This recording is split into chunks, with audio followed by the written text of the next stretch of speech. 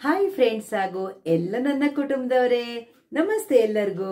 ಹೇಗಿದ್ದೀರಾ ಎಲ್ಲರೂ? ನಾನಂತೂ ಸೂಪರ್ ಆಗಿದ್ದೀನಿ. ನಂತರ ನೀವು ಕೂಡ ಸೂಪರ್ ಆಗಿದ್ದೀರಿ, ಇರ್ತೀರಿ ಅನ್ನೋದೇ ನನ್ನ ಭಾವನೆ. ಇವತ್ತು ನಾನು ಸ್ಪೆಷಲ್ ಆಗಿ ಸಾಂಬಾರ್ ಪೌಡರ್ ಹೇಗೆ ಮಾಡೋದು, ಹುಳಿ ಪುಡಿನ ಹೇಗೆ ಮಾಡೋದು ಅಂತ ನಾನು ನಿಮಗೆ ತೋರಿಸ್ಕೊಡ್ತೀನಿ. ನೀವು ಮಾಡಿ ಒಂದು ಡಬ್ಬದಲ್ಲಿ ಹಾಕಿ ಇಟ್ಕೊಂಡು ಬಿಟ್ರೆ 6 ತಿಂಗಳು ನಿಮಗೆ ಯಾವ ಯೋಚನೆನೇ ಇರಲ್ಲ. ಸುಲಭವಾಗಿ ಮಾಡುವಂಥ ಘಮ ಘಮ ಘಮ ಅನ್ನುವಂತಹ ನಮ್ಮ ಉಡುಪಿ ಮಂಗಳೂರು ಸ್ಟೈಲ್ ಸಾಂಬಾರ್ ಪುಡಿ ಹೇಗೆ ಮಾಡೋದು ಅಂತ ನಾನು ನಿಮಗೆ ತೋರಿಸ್ಕೊಡ್ತೀನಿ. ಬನ್ನಿ, ಹಾಗಿದ್ರೆ ಅದಕ್ಕೆ ಏನೇನು ಬೇಕು ಎಲ್ಲ ನೋಡ್ಕೊಂಡು ಬರೋಣ. ಬನ್ನಿ ನೋಡಿ ಫ್ರೆಂಡ್ಸ್, 1 ಕಟೋರಿಯಷ್ಟು ಕೊತ್ತಂಬರಿ ಬೀಜ ಇಟ್ಕೊಂಡಿದ್ದೀನಿ ನಾನು. ಹಾಗೆಯೇ ಇದರ ಅರ್ಧಕ್ಕಿಂತನೂ ಸ್ವಲ್ಪ ಕಡಿಮೆ ಕಡಲೆಬೇಳೆ, ಅದರ ಅರ್ಧ. ಈಗ ನೀವು 1 ಬೌಲು ಕೊತ್ತಂಬರಿ ಬೀಜ ಇಟ್ಕೊಂಡ್ರೆ 1/4 ಬೌಲು, ಅರ್ಧಕ್ಕಿಂತ ಕಡಿಮೆ 1/4 ಬೌಲುಕ್ಕಿಂತ ಚೂರು ಜಾಸ್ತಿ ಕಡಲೆಬೇಳೆ ತಗೊಳ್ಳಿ.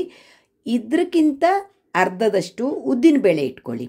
ಉದ್ದಿನಬೇಳೆ ಅಷ್ಟು ತಗೊಂಡಿದ್ದೀರೋ ಅದೇ ಪ್ರಮಾಣದಲ್ಲಿ ಊಟದ ಅಕ್ಕಿ ತಗೊಂಡಿದ್ದೀನಿ ನಾನು. ಹಾಗೆಯೇ 2 ಚಮಚದಷ್ಟು ಜೀರಿಗೆ ತಗೊಂಡಿದ್ದೀನಿ, 1 ಚಮಚ ಮೆಂತೆ ಕಾಳು ತಗೊಂಡಿದ್ದೀನಿ, ಹಾಗೆ ಒಂದು 5ರಿಂದ 6 ಲವಂಗ ತಗೊಂಡಿದ್ದೀನಿ. ಸ್ವಲ್ಪನೇ ಲವಂಗ, ಸುಮ್ಮನೆ ಅದೊಂದು ಫ್ಲೇವರಿಗಷ್ಟೇ. 5ರಿಂದ 6 ಅಷ್ಟೇ, ಜಾಸ್ತಿ ಬೇಡ ಲವಂಗ. ಹಾಗೆಯೇ ನಿಮಗೆ ಎಷ್ಟು ಖಾರ ಬೇಕು ಆ ಕ್ವಾಂಟಿಟಿಲಿ ಬ್ಯಾಡಗಿ ಮೆಣಸಿನ್ಕಾಯಿ ಮತ್ತು ಗುಂಟೂರು ಮೆಣಸಿನ್ಕಾಯಿ ಮಿಕ್ಸ್ ಮಾಡಿ ತಗೊಂಡಿದ್ದೀನಿ. ಒಂದು 100 ಗ್ರಾಮ್ಗಿಂತ ಸ್ವಲ್ಪ ಜಾಸ್ತಿ ತಗೊಂಡಿದ್ದೀನಿ. ನಿಮಗೆ ಖಾರದ ಪ್ರಮಾಣವನ್ನು ಅನುಸರಿಸಿ ನೀವು ಮೆಣಸಿನ್ಕಾಯಿ ತಗೊಳ್ಳಿ, ಆದೀತಾ. ನಾವು ಅಕ್ಕಿ ಯಾಕೆ ಹಾಕ್ತಾ ಇದ್ದೀವಂದರೆ ಅದು ಸಾಂಬಾರ್ ಪೌಡ್ರಿಗೆ ಥಿಕ್ನೆಸ್ ಕೊಡುತ್ತೆ. ಕಡಲೆಬೇಳೆನೂ ಹಾಕ್ತೀವಿ, ಬಟ್ ಕಡಲೆಬೇಳೆ ಸಣ್ಣ ಕಟೋರಿ ಹಾಕ್ತೇವೆ, ಉದ್ದಿನಬೇಳೆನೂ ಸ್ವಲ್ಪ ಹಾಕ್ತೇವೆ. ಅಕ್ಕಿ ಹಾಕೋದ್ರಿಂದ ಚಂದ ಥಿಕ್ನೆಸ್ ಬರುತ್ತೆ ಹುಳಿ ಪುಡಿಗೆ, ಅದಕ್ಕಾಗಿ ಅಕ್ಕಿ ಆ್ಯಡ್ ಮಾಡ್ತೇವೆ. ಬೇಡದವರು ಅಕ್ಕಿನ ಬಿಡಲೂಬಹುದು, ಬಟ್ ಹಾಕೋದ್ರಿಂದ ತುಂಬ ಚೆನ್ನಾಗಿ ಬರುತ್ತೆ. ಈಗ ಪ್ರತಿಯೊಂದನ್ನು ಹುರ್ಕೊಳ್ಬೇಕು. ಹೇಗೆ ಹುರ್ಕೊಳ್ಳೋದು ಅದನ್ನು ನಾನು ತೋರಿಸ್ತೀನಿ. ನಾನೀಗ ಐರನ್ ತವ ತಗೊಂಡಿದ್ದೀನಿ, ಇದರಲ್ಲಿ ಬ್ಯಾಡಗಿ ಮೆಣಸಿನ್ಕಾಯಿ ನಾನು ಹಾಕಿದ್ದೀನಿ ನೋಡಿ. ಈಗ ನಾನು ಇದ್ರ ಜೊತೆಗೆ ಫಸ್ಟ್ ಕಡಲೆಬೇಳೆ, ಯಾಕಂದರೆ ಮೆಣಸಿನ್ಕಾಯಿ ಹುರಿಯೋಕ್ಕೆ ಜಾಸ್ತಿ ಟೈಮ್ ಬೇಕು, ಸಣ್ಣ ಬೆಂಕಿಲಿ ಹುರಿತೀನಿ ನಾನು. ಅದಕ್ಕೆ ನಾನು ಫಸ್ಟ್ ಇದ್ರ ಜೊತೆಗೆ ಕಡಲೆಬೇಳೆ ಆ್ಯಡ್ ಮಾಡ್ತೀನಿ. ಕಡಲೆಬೇಳೆ ಸ್ವಲ್ಪ ಕಲರ್ ಚೇಂಜ್ ಆಗುವಾಗ ಉದ್ದಿನಬೇಳೆ ಮತ್ತು ಕೊತ್ತಂಬರಿ ಬೀಜ ಆ್ಯಡ್ ಮಾಡ್ತೇನೆ. ಉದ್ದಿನಬೇಳೆ ಹಾಕೋ ಟೈಮಲ್ಲಿ ಅಕ್ಕಿನೂ ಆ್ಯಡ್ ಮಾಡ್ತೇನೆ. ಎಲ್ಲನೂ ನಿಮ್ಗೆ ತೋರಿಸ್ತಾ ಹೋಗ್ತೇನೆ, ಬನ್ನಿ. ಮೊದಲಿಗೆ ನಾನು ಗ್ಯಾಸ್ ಹಚ್ಚಿ ಕಡಲೆಬೇಳೆ ಹಾಕ್ತೀನಿ. ಇದ್ರ ಜೊತೆಗೆ ಐರನ್ ತವ ಬಿಸಿ ಆಗಲಿಕ್ಕೆ ಒಂದು ಸ್ವಲ್ಪ ಹೊತ್ತು ಬೇಕು. ಅಷ್ಟೊತ್ತಿಗೆ ಹಗೂರ ಬಿಸಿ ಆದಮೇಲೆ ನಾನು ಸಿಮ್ ಮಾಡ್ತೀನಿ. ಈಗ ಸ್ವಲ್ಪ ಮೀಡಿಯಮ್ ಇಟ್ಟಿದ್ದೀನಿ ನಾನು ಗ್ಯಾಸನ್ನು, ಆಮೇಲೆ ಸಿಮ್ ಮಾಡ್ತೀನಿ. ತುಂಬ ಜನ ಕರಿಬೇವು ಮತ್ತು ಇಂಗನ್ನು ಸಾಂಬಾರ್ ಪುಡಿ ಮಾಡುವಾಗಲೇ ಹಾಕ್ತಾರೆ. ನಾನು ಎರಡನ್ನು ಸಾಂಬಾರ್ ಪುಡಿ ಮಾಡುವಾಗ ಆ್ಯಡ್ ಮಾಡೋದಿಲ್ಲ ಫ್ರೆಂಡ್ಸ್. ನಾನು ಹುಳಿ ಮಾಡುವಾಗ ಫ್ರೆಶ್ ಆಗಿ ಕರಿಬೇವು ಮತ್ತು ಇಂಗನ್ನು, ನಾವು ಎಲ್ಲ ಹುಳಿಗೆ ಇಂಗು ಹಾಕೋದಿಲ್ಲ, ತುಂಬ ಬೇರೆ ಬೇರೆ ತರಕಾರಿ ನೋಡಿಕೊಂಡು ಅದರ ಮೇಲೆ ಇಂಗು ಹಾಕ್ತೀವಿ. ನಾನು ಇಂಗು ಹಾಕುವ ಹುಳಿಗೆ ಇಂಗನ್ನು ಆವಾಗಲೇ ಫ್ರೆಶ್ ಆಗಿ ಆ್ಯಡ್ ಮಾಡ್ತೇನೆ. ಹಾಗೆ ಕರಿಬೇವು ಅಷ್ಟೇ, ನೀವು ಇದರಲ್ಲಿ ಹಾಕಿಬಿಟ್ರೆ ಅಂಥ ಏನು ಸ್ಪೆಷಲ್ ಸಿಗೋದಿಲ್ಲ. ಸ್ವಲ್ಪ ಕರಿಬೇವು ಆ್ಯಡ್ ಮಾಡೋದ್ರಿಂದ ಇದ್ದಾವಾಗ ಒಂದು ಸ್ವಲ್ಪ ಆ್ಯಡ್ ಮಾಡ್ಬೋದು, ಇಲ್ಲ ಅಂದರೆ ನೀವು ಫ್ರೆಶ್ ಆಗಿ ಹುಳಿ ಮಾಡುವಾಗಲೇ ಕರಿಬೇವನ್ನು ಆ್ಯಡ್ ಮಾಡಿಕೊಳ್ಳಿ. ಇದು ಸ್ವಲ್ಪ ಕಲರ್ ಚೇಂಜ್ ಆಗಲಿ ಕಡಲೆಬೇಳೆದು, ಯಾಕಂದರೆ ಮೆಣಸು ಹುರಿಯೋಕ್ಕೂ ಸುಮಾರು ಹೊತ್ತು ಬೇಕು. ಎಲ್ಲ ಒಟ್ಟಿಗೆ ಬೇಕಿದ್ರೆ ನೀವು 2 ಡ್ರಾಪ್ ಎಣ್ಣೆ ಹಾಕಿನೂ ಹುರಿಬೋದು. ನಾನು ಡ್ರೈ ರೋಸ್ಟೇ ಮಾಡ್ತೀನಿ ಯಾವಾಗಲೂ, ನಾನು ಎಣ್ಣೆ ಆ್ಯಡ್ ಮಾಡೋದಿಲ್ಲ. ಬೇಕಾದವರು ಮೆಣಸಿನ ಘಾಟ್ ಕಮ್ಮಿ ಆಗುತ್ತೆ ಅಂತ ಸ್ವಲ್ಪ ಎಣ್ಣೆ ಆ್ಯಡ್ ಮಾಡ್ಕೊಳ್ತಾರೆ. ನಿಮಗೆ ಘಾಟ್ ಹೆಚ್ಚಾಗತ್ತೆ ಅಂದರೆ 1 ಚಮಚ ಎಣ್ಣೆ ಆ್ಯಡ್ ಮಾಡ್ಕೊಳ್ಳಿ. ನೋಡಿ, ಕಡಲೆಬೇಳೆ ಸ್ವಲ್ಪ ಕಲರ್ ಚೇಂಜ್ ಆಗ್ತಾ ಇದೆ. ಸ್ವಲ್ಪ ಈ ಟೈಮಲ್ಲಿ ಅಕ್ಕಿ ಇಟ್ಕೊಂಡಿದ್ದೀವಲ್ವಾ, ಅಕ್ಕಿನೂ ಹಾಕ್ತೀನಿ, ಉದ್ದಿನಬೇಳೆನೂ ಹಾಕ್ತೀನಿ. ಈಗ ಎಲ್ಲನೂ ಸೇರಿಸಿ ಇದು ಹುರಿಯೋಕ್ಕೆ ಒಂದು 20ರಿಂದ 25 ನಿಮಿಷ ಬೇಕಾಗತ್ತೆ ಫ್ರೆಂಡ್ಸ್. ಸಣ್ಣ ಬೆಂಕಿಲಿ ಹುರಿದ್ರೆ ಅದು ಒಂದೇ ಥರ ಕಲರ್ ಬರುತ್ತೆ, ಅದಕ್ಕೆ ಸಣ್ಣ ಬೆಂಕಿಲಿ ಹುರಿತೀವಿ. ಇದೀಗ ಸ್ವಲ್ಪ ಇನ್ನೊಂದು ಸ್ವಲ್ಪ ಕಲರ್ ಚೇಂಜ್ ಆದಮೇಲೆ ನಾನು ಕೊತ್ತಂಬರಿ ಬೀಜ, ಜೀರಿಗೆ, ಮೆಂತೆ ಎಲ್ಲನೂ ಆ್ಯಡ್ ಮಾಡ್ತೀನಿ. ಅಕ್ಕಿ ಈಗ ಒಂಥರ ವೈಟ್ ಆಗಿದೆ ನೋಡಿ. ಅಕ್ಕಿ ಒಂಥರ ಹುರಿದ ಥರ ಕಲರ್ ಬರುತ್ತೆ, ಬಿಳಿ ಕಾಣುತ್ತೆ. ಇಷ್ಟ ಆದ ನಂತರ ನಾವೀಗ ಕೊತ್ತಂಬರಿ ಬೀಜ ಇದೆಯಲ್ವಾ, ಇದನ್ನು ಆ್ಯಡ್ ಮಾಡ್ತೀನಿ. ಹಾಗೆಯೇ ಜೀರಿಗೆ, ಮೆಂತೆ ಹಾಗೂ 6 ಲವಂಗ ಇಟ್ಕೊಂಡಿದ್ದೀನಿ, ಇವೆಲ್ಲನೂ ಆ್ಯಡ್ ಮಾಡ್ತೀನಿ ನಾನೀಗ. ಆ್ಯಡ್ ಮಾಡಿ ಗ್ಯಾಸ್ ಸಿಮ್ಮಲ್ಲೇ ಇದೆ, ಯಾಕಂದರೆ ಐರನ್ ತವ, ಇದರಲ್ಲಿ ಏನಂದರೆ ಹೀಟ್ ತುಂಬ ಜೋರೇ ಇರುತ್ತೆ, ಒಳ್ಳೆ ಕಾವಿರುತ್ತೆ ಈ ತವಕ್ಕೆ. ಅದಕ್ಕಾಗಿ ನಾನೇನು ಮಾಡ್ತೀನಿ, ಸಿಮ್ ಇಟ್ಕೊಂಡು ಎಲ್ಲನೂ ಒಟ್ಟಿಗೆ ಈಗ ಹುರಿತಾ ಇದ್ದೇನೆ. ಎಲ್ಲವೂ ಒಳ್ಳೆ ಕ್ರಿಸ್ಪಿ ಆಗುವವರೆಗೆ ಇನ್ನೊಂದು 10 ನಿಮಿಷ ಹುರಿತೀನಿ ನಾನು. ನೋಡಿ ಫ್ರೆಂಡ್ಸ್, ಚೆನ್ನಾಗಿ ಎಲ್ಲವೂ ಹುರಿತು. ಈಗ ನಾನು ಗ್ಯಾಸ್ ಆಫ್ ಮಾಡ್ತೀನಿ. ಗ್ಯಾಸ್ ಆಫ್ ಮಾಡಿ ಇದನ್ನು ತಣ್ಣಗಾಗಕ್ಕೆ ಬಿಡೋಣ ನಾವು. ತಣ್ಣಗಾದ ಮೇಲೆ ಇದನ್ನು ನೈಸಾಗಿ ಪೌಡ್ರ್ ಮಾಡೋಣ. ಆದೀತಾ? ನೋಡಿ ಫ್ರೆಂಡ್ಸ್, ತಣ್ಣಗಾಯ್ತೆಲ್ಲ. ಮಿಕ್ಸಿ ಜಾರಿಗೆ ಟ್ರಾನ್ಸ್ಫರ್ ಮಾಡ್ತೀನಿ.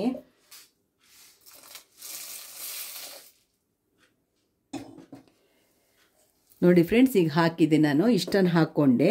ಇದಕ್ಕೇನೆ ನೀವು ಒಂದು ಸ್ವಲ್ಪ ಕೊಬ್ಬರಿ ಪೀಸ್ಗಳನ್ನು ಹುರಿದು ಆ್ಯಡ್ ಮಾಡ್ಕೊಂಡ್ಬಿಟ್ರೆ, ಹುಣಸೆ ಹಣ್ಣು ಹಾಕ್ಕೊಂಡ್ಬಿಟ್ರೆ, ನೀವು ಬೇಳೆ ತರಕಾರಿ ಬೇಯಿಸಿ ಸೀದಾ ಪೌಡ್ರ್ ಹಾಕಿಬಿಟ್ರೆ ಮುಗ್ದೋಯ್ತು.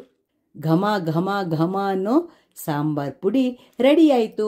ನಾನು ನಿಮಗಿದ್ರಲ್ಲಿ ಸಾಂಬಾರು ಮಾಡೋದು ಹೇಗೆ ಅನ್ನೋದನ್ನು ತೋರಿಸ್ಕೊಡ್ತೇನೆ ಮುಂದೆ. ನೋಡಿ ಫ್ರೆಂಡ್ಸ್, ಘಮ ಘಮ ಸಾಂಬಾರ್ ಪುಡಿ ರೆಡಿ. ಇದರಲ್ಲಿ ನಾನು ನಿಮಗೆ ಸಾಂಬಾರು ಮಾಡಿ ತೋರಿಸ್ತೀನಿ. ತುಂಬ ರುಚಿಯಾಗಿ ಬರುತ್ತೆ, ದಿಢೀರಾಗತ್ತೆ. ಹಾಯ್ ಫ್ರೆಂಡ್ಸ್, ನಿನ್ನೆ ಸಾಂಬಾರು ಪುಡಿ ಮಾಡಿ ಇಟ್ಟಿದ್ದೆ, ಅದನ್ನು ಇವತ್ತು ಸಾಂಬಾರು ಮಾಡೋಣ ಬನ್ನಿ.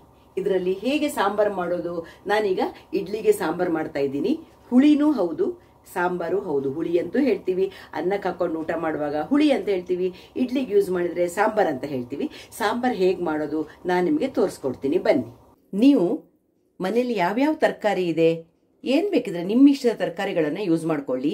ನಾನೇನಂದರೆ 2-3 ದಿನ ಇರಲ್ಲ, ಅದಕ್ಕಾಗಿ ಇರೋ ಎಲ್ಲ ತರಕಾರಿಗಳನ್ನು ಖಾಲಿ ಮಾಡೋಕ್ಕೆ ಮಿಕ್ಸ್ ಮಾಡಿ ಮಾಡ್ತಾ ಇದ್ದೀನಿ. ನೋಡಿ, ನಾನು ಹೀರೆಕಾಯಿ 1 ಬಟ್ಲು ಇಟ್ಕೊಂಡಿದ್ದೀನಿ, ಟೊಮೆಟೊ ತೊಗೊಂಡಿದ್ದೀನಿ, ಇಲ್ಲಿ ಆಲೂಗಡ್ಡೆ, ಬೀನ್ಸು, ಕ್ಯಾರೆಟು ಹೆಚ್ಚಿ ಇಟ್ಕೊಂಡಿದ್ದೀನಿ, ಹಾಗೆ ಅರಿಶಿನ ಪುಡಿ, ಹುಣಸೆ ಹಣ್ಣು ಇಟ್ಕೊಂಡಿದ್ದೀನಿ. ಆಮೇಲೆ ಉಪ್ಪು ಬೇಕು ರುಚಿಗೆ ತಕ್ಕಷ್ಟು. ನೀವು ತೊಗರಿ ಬೇಳೆನೂ ಇದರ ಜೊತೆಗೆ 1 ಪಾಟ್ ಥರ ಸಾಂಬಾರು ಮಾಡ್ತಾ ಇದ್ದೀನಿ. ತೊಗರಿ ಬೇಳೆನೂ ತೊಳೆದು ಇದ್ರ ಜೊತೆಗೆ ಆ್ಯಡ್ ಮಾಡ್ಬೋದು. ನಿನ್ನೆ ಏನಾಯಿತು ಅಂದರೆ, ನಾನು ತೊಗರಿ ಬೇಳೆ ಅಡುಗೆಗಂತ ಬೇಯಿಸಿ ಇಟ್ಕೊಂಡಿದ್ದೆ. ಆವಾಗ ನಮಗೆ ಹೊರಗಡೆ ಹೋಗುವಂತಹ ಕೆಲಸ ಬಂತು, ಅಡುಗೆ ಮಾಡಿರಲಿಲ್ಲ. ಅದನ್ನು ಫ್ರಿಜ್ಜಲ್ಲಿ ಇಟ್ಟೋಗಿದ್ದೆ. ನಿನ್ನೆ ಬೇಯಿಸಿರುವಂತಹ ತೊಗರಿ ಬೇಳೆನ ನಾನು ಇದನ್ನು ಯೂಸ್ ಮಾಡ್ತೀನಿ. ಇಲ್ಲ ಅಂದರೆ ನೀವು ಫ್ರೆಶ್ ತೊಗರಿ ಬೇಳೆ ತೊಳ್ಕೊಂಡು ತರಕಾರಿಗಳ ಜೊತೆಗೆ ಅದನ್ನು ಕುಕ್ಕರಿಗೆ ಆ್ಯಡ್ ಮಾಡಿದರೆ ಆಯಿತು. ಈಗ ನಾನು ಕ್ಯಾರೆಟು, ಬೀನ್ಸು, ಆಲೂಗಡ್ಡೆ ಆ್ಯಡ್ ಮಾಡಿದೆ. ಹಾಗೆಯೇ ಹೀರೆಕಾಯಿ ಕಟ್ ಮಾಡ್ಕೊಂಡಿದೆಯಲ್ವಾ, ಹೀರೆಕಾಯಿಯನ್ನು ಆ್ಯಡ್ ಮಾಡಿದೆ. ಈಗ ಟೊಮೆಟೊ ಆ್ಯಡ್ ಮಾಡ್ತಾ ಇದ್ದೀನಿ.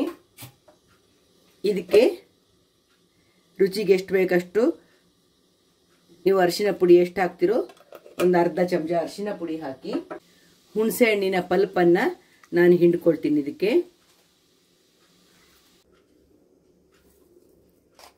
ರುಚಿಗೆ ಬೇಕಾದಷ್ಟು ಉಪ್ಪು ಹಾಕಿ, ಸ್ವಲ್ಪ ಬೆಲ್ಲ ಆ್ಯಡ್ ಮಾಡ್ತೀನಿ. ಬೆಲ್ಲ ಬೇಡ ಅಂದರೆ ನೀವು ಸ್ಕಿಪ್ ಮಾಡ್ಬೋದು. ಹಾಗೆ ನಾನು ಬೇಯಿಸ್ಕೊಂಡ ಬೇಳೆ ಇದೆಯಲ್ವಾ, ತೊಗರಿ ಬೇಳೆ, ಇದನ್ನು ಆ್ಯಡ್ ಮಾಡ್ತಾ ಇದ್ದೇನೆ. ಸಾಂಬಾರು ಪುಡಿ ಮಾಡಿ ಇಟ್ಕೊಂಡಿದ್ದೀವಲ್ಲ ಫ್ರೆಂಡ್ಸ್, ಸಾಂಬಾರು ಪುಡಿ ನಿಮ್ಗೆ ಎಷ್ಟು ಬೇಕೋ ನೋಡಿ, ನಾನು 2 ಚಮಚ ಸಾಂಬಾರು ಪುಡಿ ಆ್ಯಡ್ ಮಾಡಿದೆ. ನಾನು ಬೇಕಾದರೆ 1-2 ಹಸಿಮೆಣಸನ್ನು ಕಟ್ ಮಾಡ್ಕೊಂಡು ಹಾಕ್ಕೊಳ್ಬೋದು, ತುಂಬ ಟೇಸ್ಟ್ ಕೊಡುತ್ತೆ ಅದು ಕೂಡ. ನೋಡಿ, ಈಗ ನಾನು ನೀರು ಹಾಕಿಬಿಟ್ಟು ಎಲ್ಲನೂ ಮಿಕ್ಸ್ ಮಾಡ್ತೀನಿ. ನಾನು ಫ್ರೆಂಡ್ಸ್ ಇಡ್ಲಿಗೆ ಮಾಡ್ತಾ ಇರೋದು ಸಾಂಬಾರನ್ನು. ನೀವು ಅನ್ನಕ್ಕೆ ಮಾಡ್ತೀರಿ ಅಂದರೆ ಇನ್ನೊಂದು ಸ್ವಲ್ಪ ತೆಂಗಿನಕಾಯಿ ಜೊತೆಗೆ ಸಾಂಬಾರ್ ಪೌಡ್ರನ್ನು ರುಬ್ಬಿ ಹಾಕಿದ್ರು ಸ್ವಲ್ಪ ಇನ್ನೂ ತಿಕ್ಕಾಗಿ ಬರುತ್ತೆ. ಇದು ಕೂಡ ಈಗ ಬೆಂದ ನಂತರ ತಿಕ್ಕಾಗಿನೇ ಬರುತ್ತೆ. ನಾನು ತೋರಿಸ್ತೀನಿ ನಿಮಗೆ ಬೆಂದ ನಂತರ. ಇನ್ನೂ ಒಂಚೂರು ನೀರು ಆ್ಯಡ್ ಮಾಡ್ತೀನಿ ನಾನು. ಕುಕ್ಕರ್ ಮುಚ್ಚಳ ಮುಚ್ಚಿ 2 ವಿಸಿಲ್ ಕೂಗಿಸ್ತೀನಿ ಕುಕ್ಕರನ್ನು. ಫ್ರೆಂಡ್ಸ್ ನೋಡಿ, ಕುಕ್ಕರು ತಣ್ಣಗಾಯಿತು. ಸಾಂಬಾರು ನಾನು ಓಪನ್ ಮಾಡ್ತೀನಿ. ಘಮ ಘಮ ಘಮ ಅಂತಿರೋ ಸಾಂಬಾರು ರೆಡಿ ಆಯಿತು ನೋಡಿ. ಸೂಪರ್ ಆಗಿರೋ ಸಾಂಬಾರು ರೆಡಿ. ಇದಕ್ಕೆ ನಾನೀಗ ಕೊತ್ತಂಬರಿ ಸೊಪ್ಪು ಹಾಕಿ ರೆಡಿ ಮಾಡಿದೆ. ಘಮ ಘಮ ಅನ್ನೋ ಸಾಂಬಾರು ರೆಡಿ ಆಯಿತು. ಇಡ್ಲಿಗೂ ಸೂಪರ್ ಆಗಿರತ್ತೆ, ಅನ್ನಕ್ಕೂ ಸೂಪರ್ ಆಗಿರತ್ತೆ. ನೀವು ಅನ್ನಕ್ಕೆ ಬೇಕಿದ್ರೆ ಸಾಂಬಾರು ಪುಡಿನ ತೆಂಗಿನಕಾಯಿ ಜೊತೆಗೆ ಸ್ವಲ್ಪ ರುಬ್ಬಿ ಹಾಕ್ಬೋದು. ಹಾಗೇನೆ ನಾನೀಗ ಸಾಂಬಾರಿಗೆ ಈ ಕಡೆ ಇಡ್ಲಿನೂ ಮಾಡಿದ್ದೀನಿ, ತೋರಿಸ್ತೀನಿ ನಿಮಗೆ ನೋಡಿ. ಇಡ್ಲಿನೂ ಜಸ್ಟ್ ಆಫ್ ಮಾಡಿದೆ ನಾನೀಗ. ಬಿಸಿ ಬಿಸಿ ಇಡ್ಲಿ ಸಾಂಬಾರು ರೆಡಿ. ನೀವು ಒಂದ್ಸಲ ಟ್ರೈ ಮಾಡಿ, ತುಂಬ ಸಿಂಪಲ್ ಆಗಿ ತುಂಬ ಟೇಸ್ಟಿಯಾಗಿ ಬರುತ್ತೆ ನೋಡಿ ಫ್ರೆಂಡ್ಸ್. ಬಿಸಿ ಬಿಸಿ ಇಡ್ಲಿ ಸಾಂಬಾರು ರೆಡಿ. ತುಂಬ ಸುಲಭವಾಗಿ ತುಂಬ ರುಚಿಯಾಗಿ ಮಾಡ್ಕೊಳ್ಬೋದು ನೋಡಿ ಫ್ರೆಂಡ್ಸ್.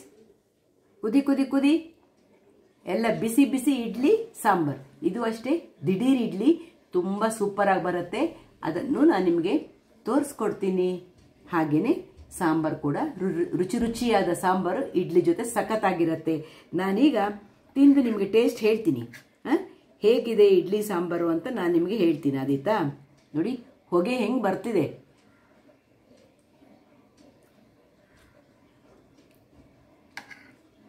Wow, super friends. ಕಟ್ಟಿಗಿದೆ.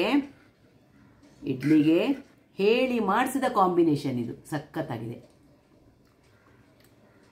ನೀವು ಟ್ರೈ ಮಾಡಿ. ನನ್ನ ಶ್ಯಾಮಲಾ ವ್ಲಾಗ್ಸ್ ಇಷ್ಟ ಆಯಿತು ಅಂದರೆ ಏನು ಮಾಡಬೇಕು? ಒಂದು ಲೈಕ್ ಮಾಡಿ, ಶೇರ್ ಮಾಡಿ, ಸಬ್ಸ್ಕ್ರೈಬ್ ಮಾಡಿ. ನಿಮ್ಮ ಫ್ರೆಂಡ್ಸ್ ಆ್ಯಂಡ್ ಫ್ಯಾಮಿಲಿ ಜೊತೆ ನನ್ನ ವಿಡಿಯೋಗಳನ್ನು ನೋಡೋಕ್ಕೆ ಹೇಳಿ, ಶೇರ್ ಮಾಡಿ. ಹಾಗೆ ಸಿಗ್ತಾ ಇರೋಣ ಒಳ್ಳೊಳ್ಳೆ ವಿಡಿಯೋಗಳ ಜೊತೆ. ಬಾಯ್, ಎಲ್ಲರಿಗೂ ನಮಸ್ತೆ.